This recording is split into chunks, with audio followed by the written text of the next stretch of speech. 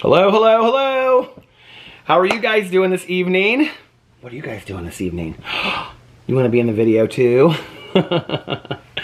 Oh, you guys, listen, I am loving this channel so much. I am loving just sitting down and having conversations with you guys. And I know, everybody's getting so excited over there.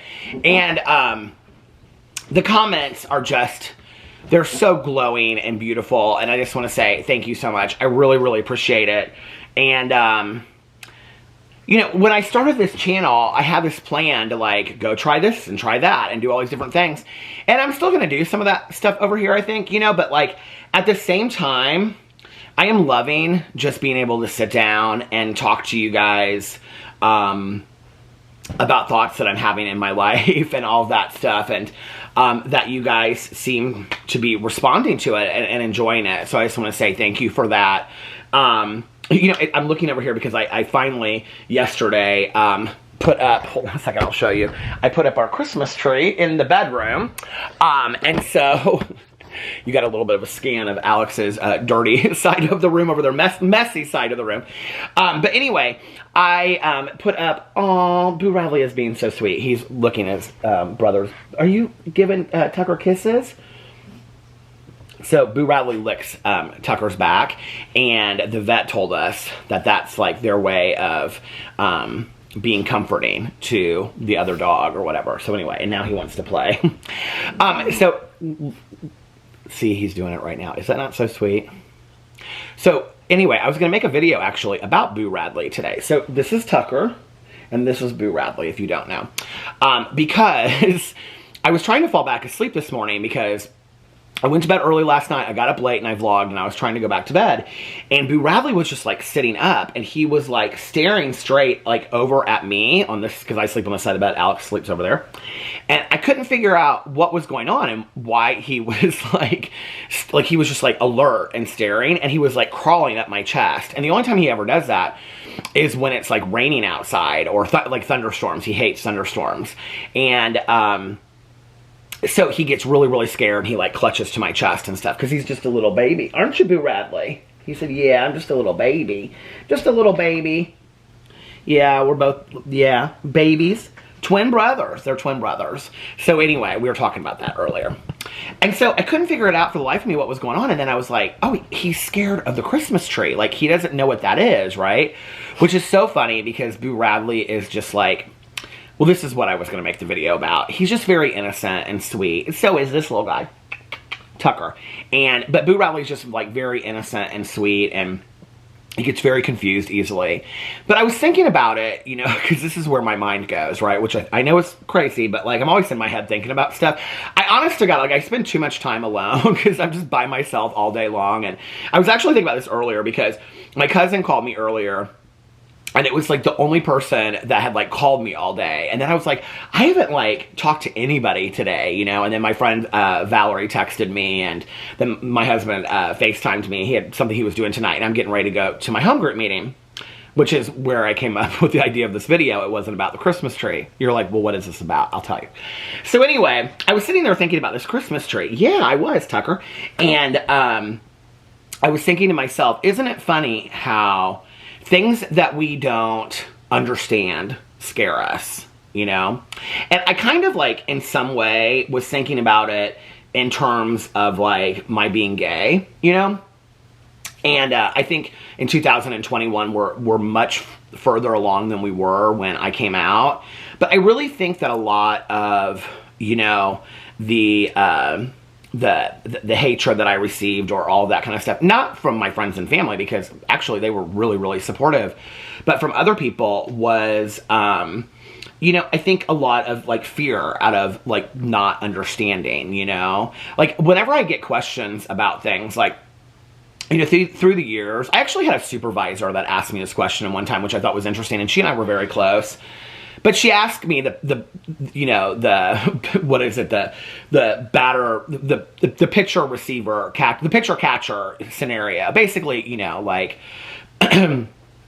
who's the top and who's the bottom in the relationship, which I just think is always so interesting. It's like, how is that going to help you understand the situation more, you know? And I can remember the conversation that I had with her at the time, and the conversation I've had with other people since then is, and I think this is where it's Boo looking at the Christmas tree, scared because he doesn't understand it, right?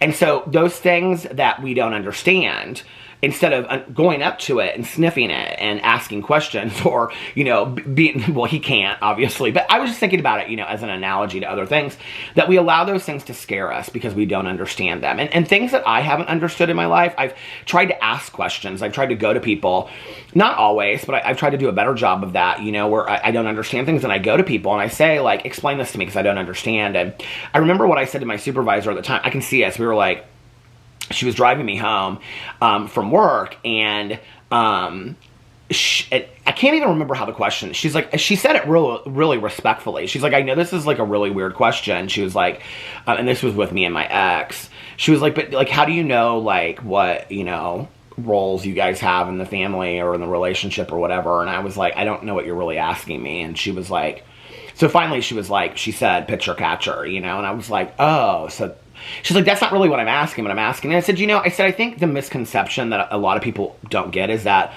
I think with same-sex couples a lot of times that we want to immediately sexualize it because we can't understand it if we don't sexualize it, right? Like, it doesn't make any sense to us. And she was like, well, what do you mean by that? And I said, I think it makes it more understandable if you can see us like in like a leather S&M room, you know, with like whips and chains, and like, you know, 50 Shades of Grey, but that book wasn't around at the time.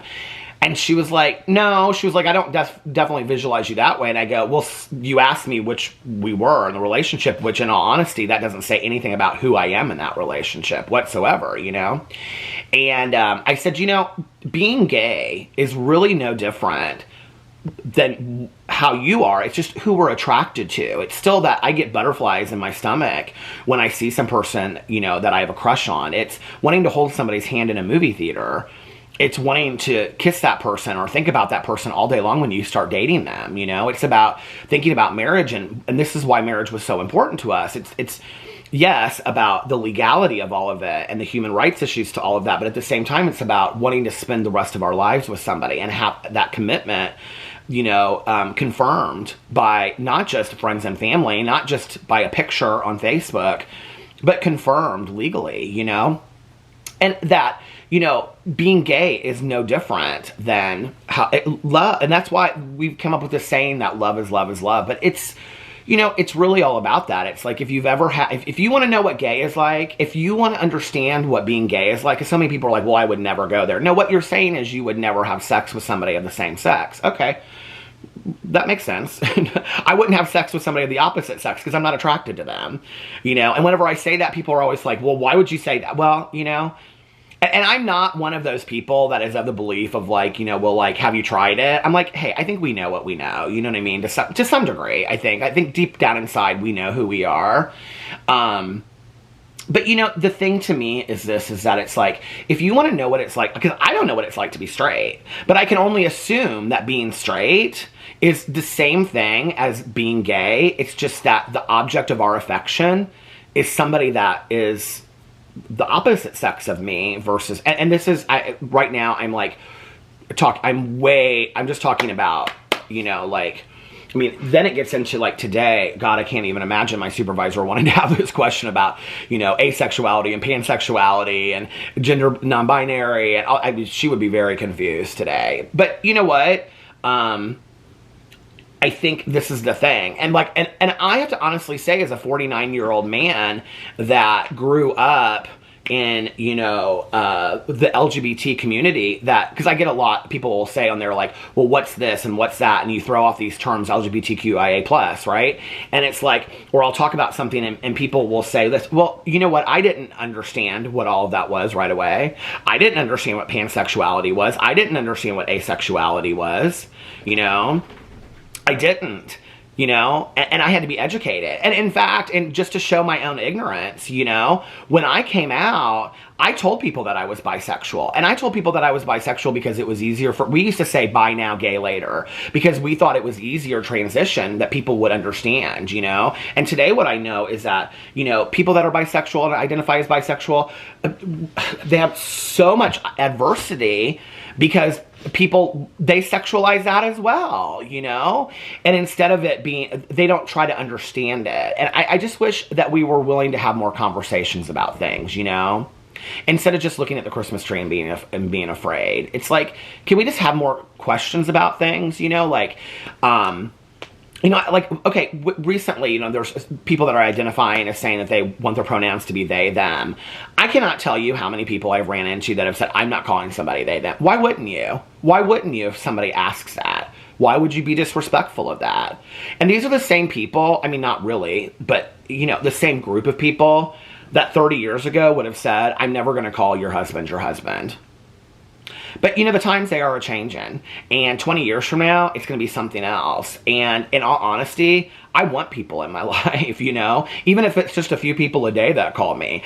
I want people in my life. And I want to keep up with knowing what's going on. And I want to understand it, you know? I watch videos on YouTube. That's one of the ways I educate myself is I'll Google something like, what is pansexuality? And then somebody posts a video of, like, my story of being pansexual. And I watch it and I'm like, oh, this makes sense to me. I understand it better, you know? We allow fear and confusion to stand in our way of understanding. And this is the thing that's really sad about that, right? Is that the more that we understand about the world and the more questions we ask and the more stories we listen to about people, and not just to do with the LGBTQIA plus community, right? But anything that you don't understand in this world, okay, whether it be, you know, whatever somebody's background is, if you do not understand something about it and you don't ask, your world is just made smaller because of your refusal to participate in the storytelling of the world. And that's a really sad thing. You know, it's like, I can remember years ago, and if you've never seen it, it's fantastic. It's a TED Talk. Oh God, I'm going to mispronounce her name. She wrote Americana, Chimamanda Ngozi Adichie, and she talks about the danger of a single story. You know, and she talks on there, and this is in a YouTube, I'm talking about it in a YouTube video, but she talks about, you know, that when she came to go to school, I think she went to Princeton, and she was, you know, her roommate said, I can't wait, she was from Nigeria, and her roommate said, I can't wait to hear some of your tribal music. And she said, kind of laughing, she said she was really surprised when I, you know, brought out, you know, like Paula Abdul or something. She said, I can't remember, Beyonce or something like that. Actually, Beyonce used some of her music in one of her songs, or videos, or songs, or some of her lyrics. And then she said she was in a writing class, and that her professor was like, write a story of your homeland or your hometown. And so she wrote a story of Nigeria with suburbs and green grass lawns and driveways and, you know, and he said, this is not Africa. And she said, you know, be careful of the danger of a single story, because in this world, you know, and it, like, around the world, people see all of these different images of the United States on television and movies and music and whatever. But the majority of us looking out at the rest of the world, you know, we only have visions of, I mean, how many of you, like, when you think about Australia, think about koala bears and maybe the Opera House in Sydney? I mean, is that it? Like, do we know any more about, you know what I'm saying? And so it's like, how ignorant are we to stay in the single story? It's dangerous and it's fearful because we don't feel like it's any of our business to entertain ourselves or educate ourselves on things that don't really apply to us, but you don't know that it won't. You don't know that it won't make you a kinder, more understanding person about the world. You know, it just makes me sad sometimes when I see people shut down so quickly. And so, I don't know why, but this morning, this little guy who is now, let me show you him, he's so sweet. This little guy who is now right there falling, hi. He was looking over the Christmas tree and he didn't understand, and he was clawing up at me saying, Dad, I don't get it, I'm scared, you know. We don't have to be scared though. We can ask questions. Ask questions. Ask people about their lives, you know. I know the majority of them will tell you, and you'll only be better off for knowing somebody else's story. Anyway, I love you guys, and I'll see you tomorrow. Bye.